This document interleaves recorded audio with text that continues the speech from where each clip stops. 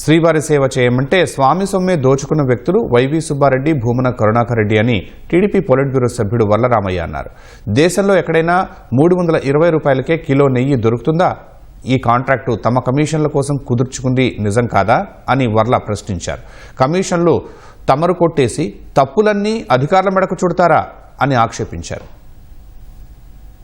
స్వామివారికి సేవ చేయమని టీటీడీలో అవకాశం ఇస్తే స్వామివారి సొమ్మే దోచేసిన ఘనాపాటీలు వీళ్ళిద్దరు ఆనాటి చైర్మన్లు. ఒకరు వైవి సుబ్బారెడ్డి గారు, రెండో వారు భూమన కరుణాకర్ రెడ్డి గారు.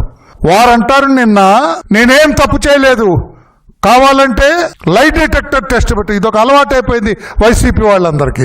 లై డిటెక్టర్లో ఏమొస్తుందండి? వైవి సుబ్బారెడ్డి గారు 68 లక్షల కేజీల కల్తీ నెయ్యి టీటీడీకి సరఫరా చేసినట్లుగా సిట్ విచారణలో బయటపడింది. ఈ కల్తీ నెయ్యి సరఫరా చేయటం కోసం మీరు టెండర్ నిబంధనలు సడలించి ఈ దొంగ కంపెనీల నుంచి ఎందుకు నెయ్యి తీసుకున్నారు?